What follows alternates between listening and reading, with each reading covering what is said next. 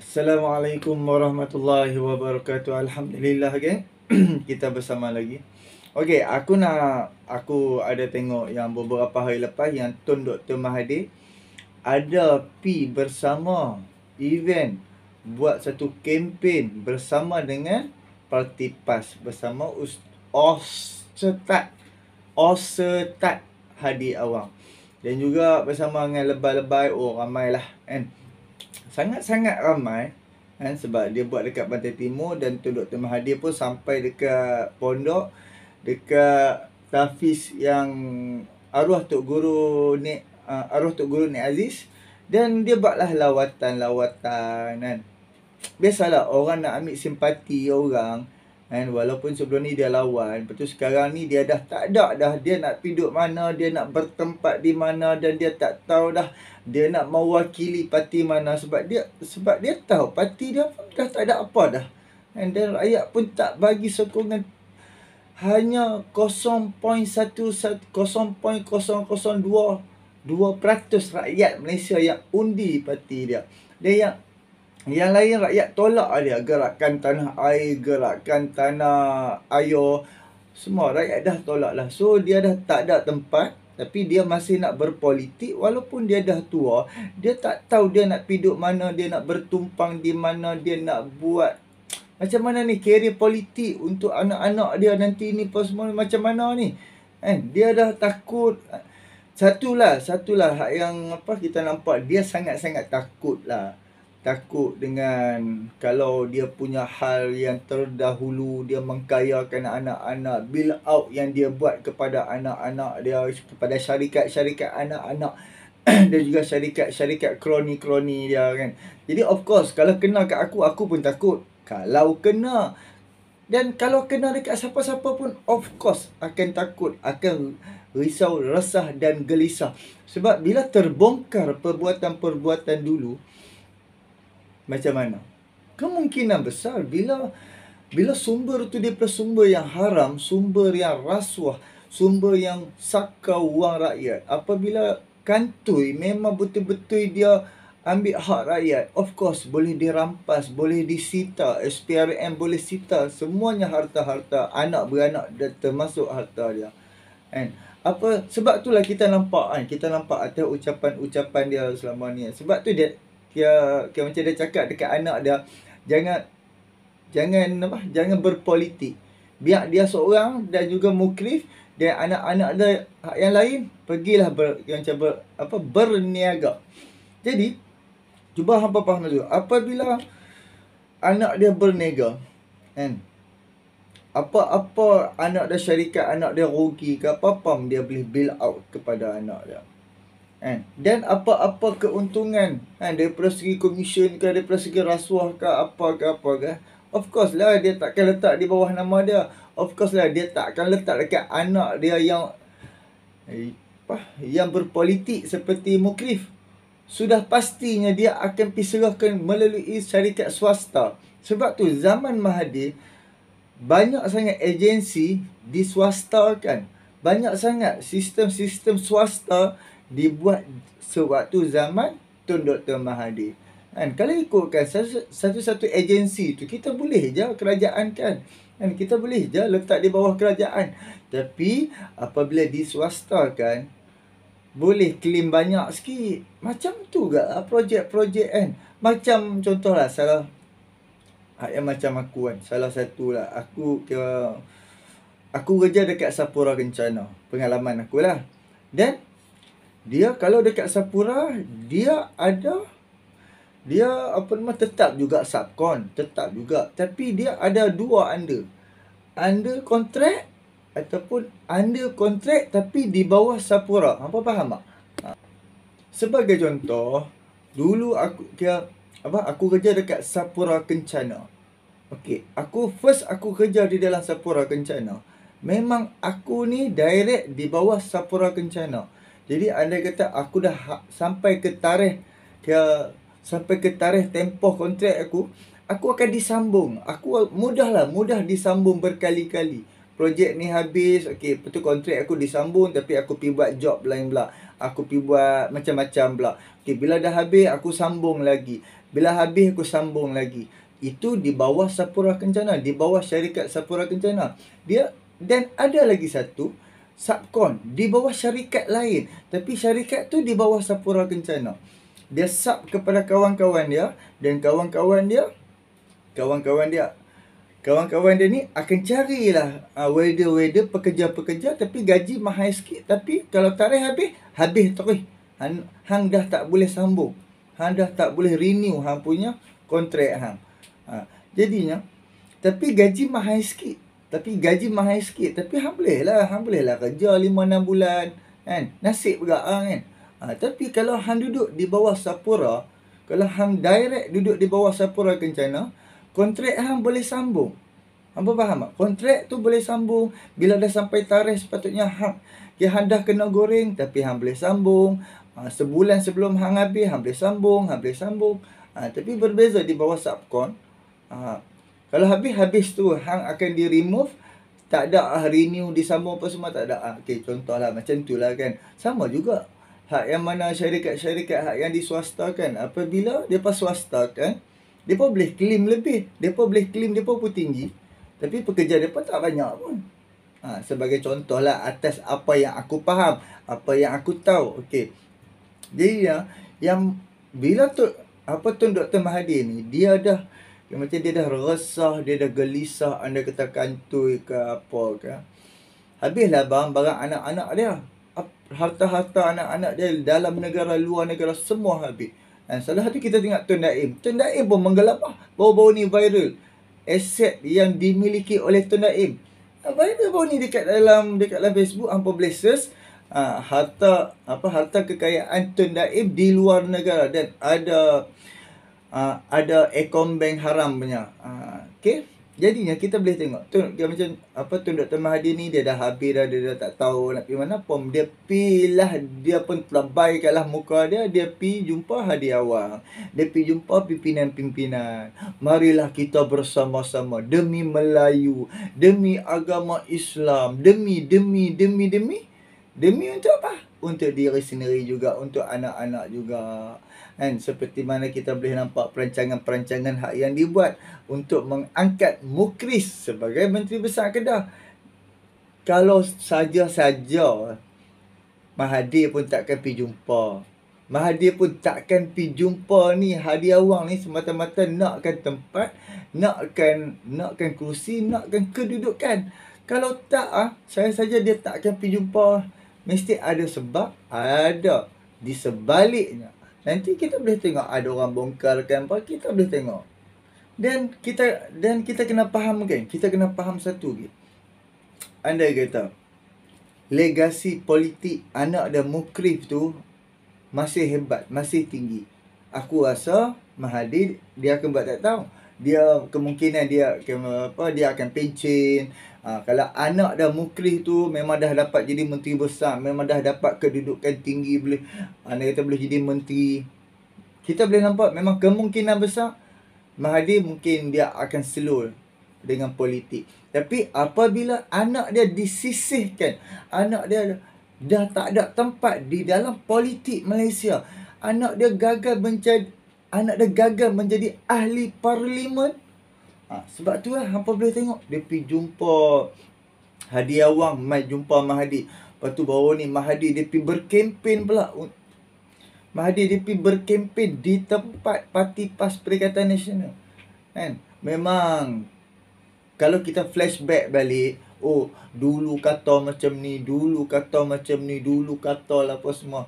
Kalau setakat kita kata soal politik, kita selama ni kita tak setuju dengan dia punya pendapat, dengan dia punya ni, kita boleh terima lagi. Sebab apa? Sebab dulu seperti mana Anwar Ibrahim cakap, dia seteruk-teruk dia berlawan dengan PAS sebelum ni, dan dia berlawan dengan Bersatu, dia berlawan dengan UMNO, dengan kesemua parti politik, dia tak pernah kapir kan. Lepas tu walaupun cakap itu dulu kan. Tapi kita fikir balik, terkeluarnya akidah daripada terkeluarnya akidah umat Islam apabila kita ni apabila kita murtad, kita kafir, tapi apa hak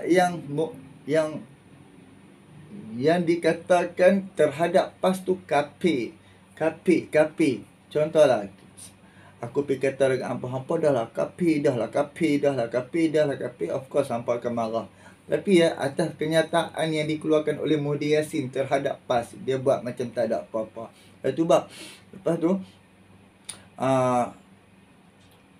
macam apa nama Mahathir pula pernah kata kepada PAS kan, sesat, PAS ni adalah parti sesat, PAS ni itu, PAS ni ini kan. Tapi sekarang PAS apabila dia main bersama dengan Mahathir, dia macam tak ada apa-apa kan, macam tak ada apa-apa sentimental yang berlaku kan. Tidak ada apa-apa sentimental. Mereka rasa, oh Mahathir market kita bagus. Ini gelombang Melayu. Uish, tapi fikir-fikir balik, antara kita dengan UMNO, Pakatan Harapan dengan UMNO, kita tak pernah kafirkan UMNO. Kita tak pernah murtadkan UMNO. Kita tak pernah hina UMNO seteruk-teruknya. Kita kalau dengan UMNO, kita hanya bongkarkan rasuah dia aja. Kita hanya balun soal salah guna kuasa, sakau, rasuah. Kita hanya mainkan itu je selama ini. Tapi berbanding dengan PAS ni, apabila PAS dia main, dia hentam parti lawannya berkaitan kafir, bukan Islam, dia semelih 2 kali, semelih tak sah, semayang 2 kali, baca Quran tak terima, pergi Mekah macam tak terima. Dan sehingga hak yang daripada UMNO ni pun kata balik dekat PAS soal akidah. Hampa fikir sendiri lah kan. Cuba hampa fikir sendiri. Sebab PAS ni pun pernah bersama dengan PKR, pernah bersama dengan DAP, dan mereka berpecah. Dia bersama dengan UMNO, tahu mana duk teriak peluk sakan apa semua. Now dia berpecah dengan UMNO, dia bersama dengan serpihan dahulu Pakatan Harapan, Parti Bersatu. Apabila dia macam Pakatan Harapan berpecah, Parti Bersatu keluar, dia bersama dengan Parti Bersatu, dan sekarang bersama dengan Tun Dr. Mahathir. Apa boleh tengok ucapan dia, tak ada benda, tak ada lain dah. Depa dah tak tahu dah depa nak depa nak berpolitik yang macam mana lagi, depa nak buat perubahan yang macam mana lagi, apa dia lagi yang depa nak buat. Depa dah tak ada dah, depa dah tak tahu depa nak kata apa dah. Depa dah mati akal, depa dah blur, depa dah sebab tu depa mainkan hang lebih Melayu daripada Pakatan Harapan ataupun kerajaan hari ni, tak lebih Melayu. Depa ni Melayu, depa boleh kata Melayu liberal kan. Kalau depa ni Melayu Melayu celup. Lepas tu bila kalau Islam, okey, belah PAS aja Islam lebih. Oh, kalau macam belah kerajaan hari ni Islam sikit-sikit, Islam liberal lah, apa bla bla bla macam-macam. Sedangkan PAS tu ni parti yang dikatakan parti ajaran sesat dan juga Parti Bersatu ni pernah bersama dengan yang depa duk kata kita ni kita ni Islam kurang, Islam tak buat hukum Allah lah, apalah macam-macam depa duk kata kan.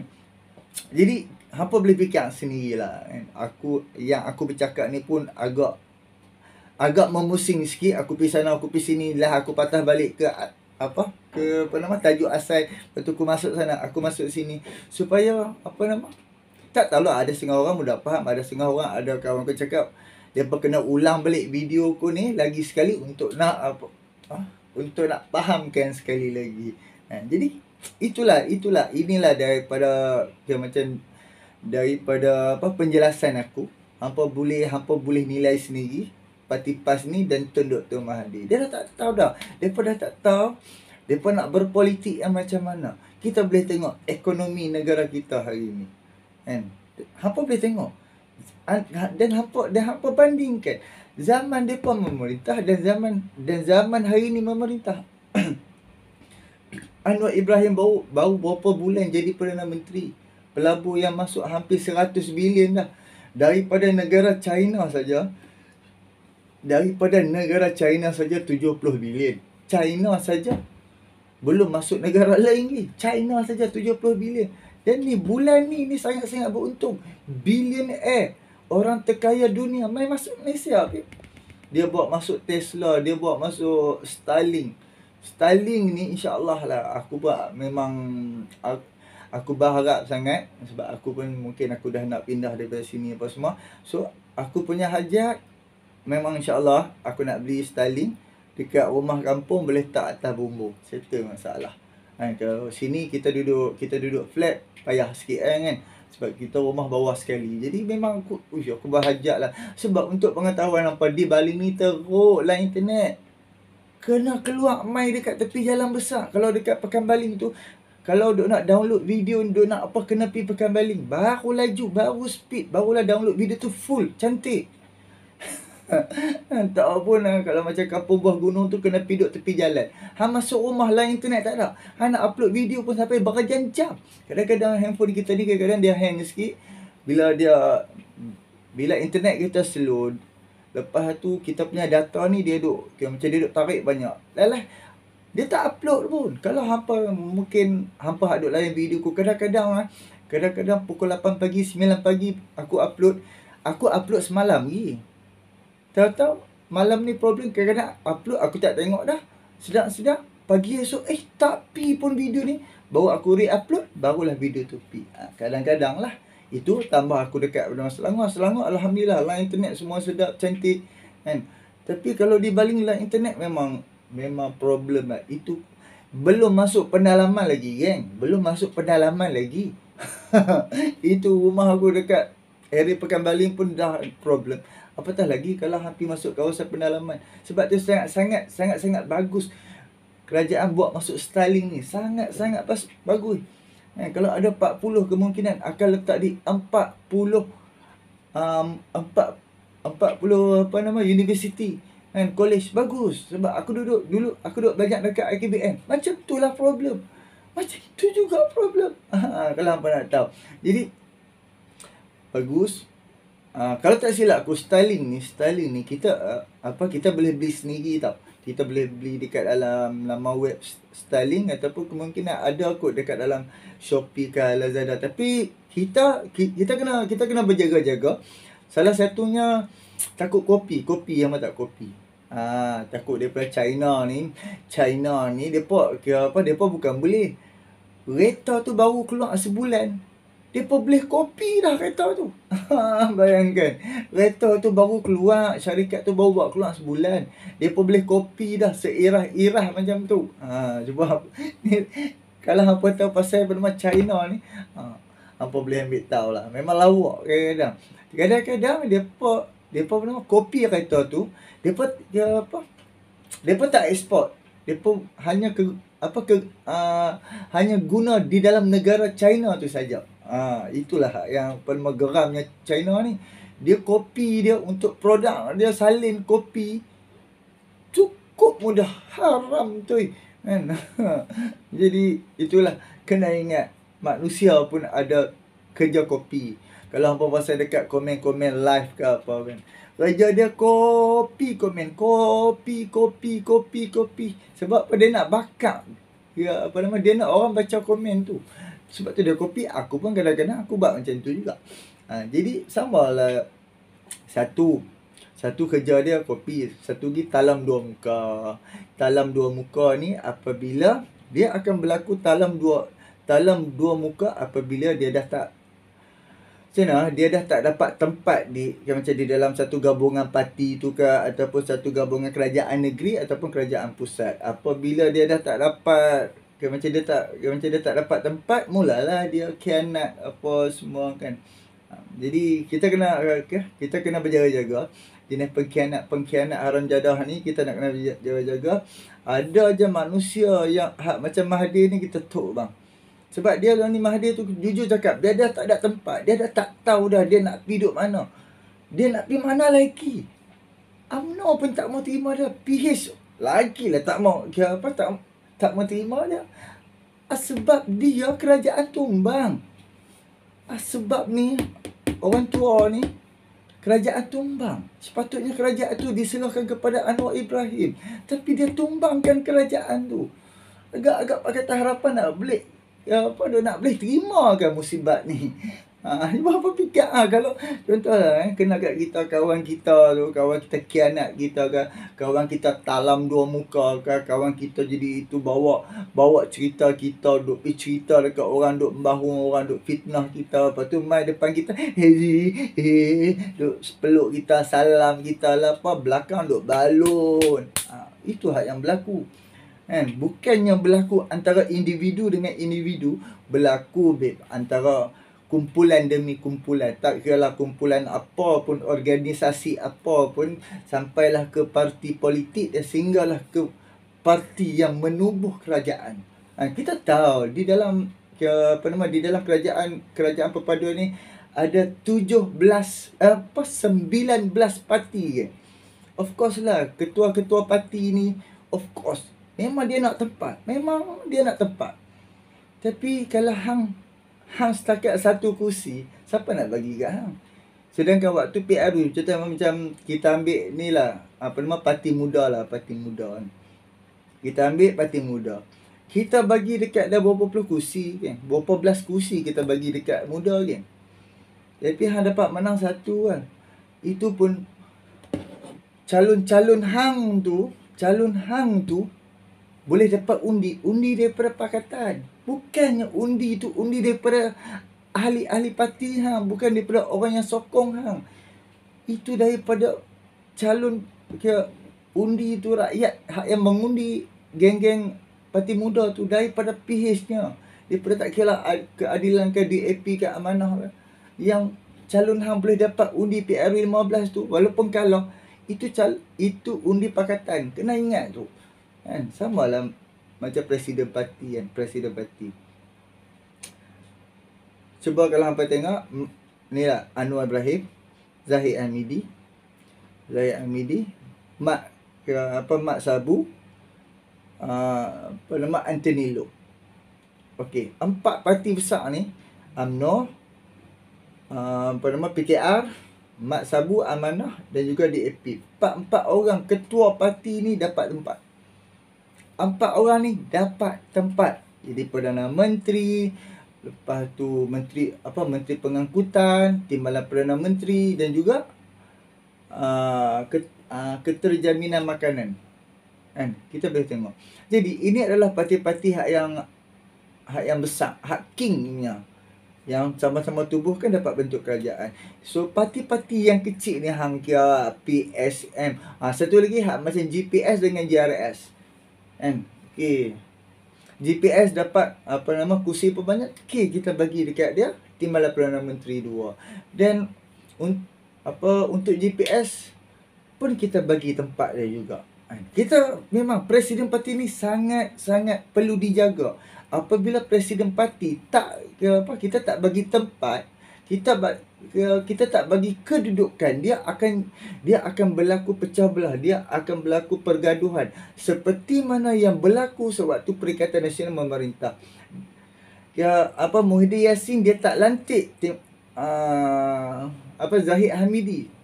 Dia tak bagi langsung, dia tak bagi tempat kepada Zahid Hamidi. Sedangkan Zahid Hamidi tu presiden parti tau. Dan juga dia lantik budak Zahid. Bukan dia lantik Zahid, dia lantik budak Zahid. Jadi keadilan tu tak berlaku. Sebab tu kerajaan PN tak stabil. Faham tak? Kerajaan mereka tidak stabil. Sebab apa? Apabila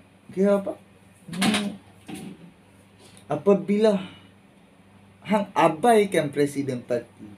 Jadi memang satu lagi di dalam kerajaan ni lah kan, memang presiden parti banyak. Ada 19 presiden parti.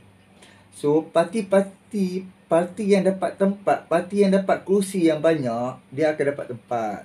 Tu je. Macam kita boleh tengok MCA, MIC 2 dengan 1. Yang mana hak yang MCA ke MIC dapat 2 ke 3 kursi. Jadi kalau macam daripada BN, dia pun serahkan kepada Zahid. So apa-apa pun Zahid dulu, bukannya presiden parti-parti lain. Sama dengan muda pun hang bukan di dalam PH, hang hanya bersandarkan, hang hanya duduk sekejap kan. permohonan hang belum diluluskan. So sama parti-parti lain, parti pada PSM ke, banyak sangat sampai aku pembela kan. Jadi itulah, apabila presiden parti hang tak bagi, dia macam hang tak bagi keadilan yang sepatutnya, sebab presiden parti ni pun dia ada banyak tempat, dia ada banyak kerusi, jadi dia of course dia akan banyak lah, macam pengaruh dia tu banyak. So kita perlulah bagi tempat kat dia, supaya ahli-ahli parti dia ni pun lega, seronok, sebab presiden dapat juga tempat kan. So kena fair. Tapi apabila macam Perikatan Nasional buat, dia pun tak bagi tempat, so memang akan jadi masalah lah. Okey, sewaktu Pakatan Harapan 22 bulan, Tun Dr. Mahathir jadi Perdana Menteri, yes, Perdana Menteri, walaupun yang lead Pakatan Harapan time itu adalah Parti Keadilan Rakyat, Datin Seri Wan Azizah. Tapi aku dengar ada yang kata sepatutnya Datin Seri Wan Azizah jadi Perdana Menteri, tapi Datin Seri Wan Azizah serah kepada Mahathir. So okey, Mahathir pun terima. Okey, Datin Seri Wan Azizah dapat timbalan. Dan kena ingat, parti DAP Lim Guang Eng dapat jadi Menteri Kewangan. Sebab apa? Waktu tu parti DAP diketuai oleh Lim Guang Eng, dan timbalan dia Anthony Loke dapat Menteri Pengangkutan. So sekarang pun dia teruskan juga kedudukan tu. Alhamdulillah, sebab kita macam kita boleh tengok dia buat kerja. Dan waktu tu macam Mak Sabu jadi Menteri Pertahanan, dan sekarang ni yang menjadi Menteri Pertahanan adalah Tok Mat, Muhammad bin Hassan, sebab dia pun timbalan presiden. So kena juga, kita kena bagi fair. Dan kita boleh tengok daripada Parti Keadilan Rakyat sekarang ni, timbalan dia Rafizi Ramli dilantik sebagai Menteri Ekonomi. Lepas tu pula daripada Parti Amanah, timbalan presiden dia Salihuddin dapat menteri menteri yang duk handle dia bab makanan. Lepas tu Parti DAP timbalan dia siapa nama tu, jadi dia jadi menteri perumahan. Lepas tu adalah kita kena be fair. Seperti mana waktu 22 bulan pun okey, dia adil, dia bagi secara adil. Jadi samalah seperti kerajaan hari ni, bagi fair. Tak mau kita tak mau setelah kita duk tubuh kerajaan 2-3 tahun, kita duk jadi tak puas hati, kita duk jadi apalah dia boleh dapat tu, apalah dia boleh dapat ni, kita hak yang duk ada kursi, kita duk ada kursi banyak ni kita tak dapat. Jadi kita tak mau jadi pergaduhan, rebut kuasa. Sebab tu satu lagi, sewaktu penubuhan sebelum terbentuknya kerajaan kan, UMNO dengan PH kan ada jumpa, sembang, minta apa dia. Okey, kalau PH setuju, kalau BN pun setuju, okey, jom kita sama-sama kita pergi serah dekat Agung. Macam itulah. Dan sebab tu untuk nak bentuk kabinet pun ada masa. Ada agak tempoh masa berapa jam pula. Ada tempoh dah berapa hari kan. So kita kena faham itu. Kita of course lah, kalau macam tu kita ada harta kan, of course lah kita akan agihkan dengan adil. Macam tu lah kan, supaya kita nak kebahagiaan, kita nak puas hati, sama-sama puas hati, sama-sama seronok. Kita tak mau di belakang duk pam dekat depan duk cium mulut, belakang duk tibai. Kita tak mau macam tu kan. Sebab tu sekarang ni pun kempen Pakatan Harapan hari ni semua okey, BN bantu PH bantu BN. So alhamdulillah, kita okey, kerajaan hari ni okey, tak ada pun bergaduh. Selepas calon diumumkan pun tak ada masalah. Okey, tak payah jadi macam Mahathir, tak payah jadi macam Hadi, nak kuasa, nak segalanya, tapi kerja tak reti buat. Of course kita tengok parti PAS, nak ke tempat, tapi kerja tak reti buat. Tapi semata-mata hanya nak kuasa. Macam mana dia nak dapatkan kuasa? Dia nak dapatkan undi dengan jual nama Allah, jual nama Islam dan jual nama Melayu. Malu kau orang kan? Okey, fikirlah kan. Tolaklah Perikatan Nasional ni. Mereka dah tak tahu. Mereka dah pening. Mereka tak tahu. Mereka nak bergantung kepada siapa lagi. Mereka nak buat macam mana lagi. Terpaksa terbaikkan muka. Ya, berhadapan. So, mereka bertanding bersama-sama. Kononnya lah kan. Okay. Jadi Alhamdulillah lah kita boleh tengok sokongan terhadap Pakatan Harapan. Sokongan terhadap kerajaan hari ni. Alhamdulillah kita rasa syok, alhamdulillah kita rasa puas hati. Macam baru ni esok awal ni ada buat liputan di kawasan Selangor saja. Alhamdulillah Anwar Ibrahim dapat 70% sokongan daripada rakyat Selangor. Memanglah rakyat Selangor ni, ya, rakyat Selangor saja ada 6 juta orang. Kemungkinan liputan hak yang mereka buat ni lebih kurang 100,000 ataupun 1 juta. Jadi di dalam 1 juta, macam mana cakap, di dalam 1 juta rakyat, 75% Anwar Ibrahim dah dapat. Dan kerajaan negeri Amiruddin Syahri pun alhamdulillah dia kata silap aku dia dapat 68%. Alhamdulillah kan. Daripada calon-calon Perdana Menteri pun rakyat Selangor pun Anwar Ibrahim juga tinggi dan juga Amiruddin Syahri juga tinggi. Alhamdulillah kan. So kita harap momentum ini dikekalkan sehingga selepas pilihan raya ataupun sehinggalah PRU 16 yang akan datang. Okey, kita fikir-fikirkan. Tolong subscribe, like, komen dan share. Tak kat mak ampaan tuan. Assalamualaikum.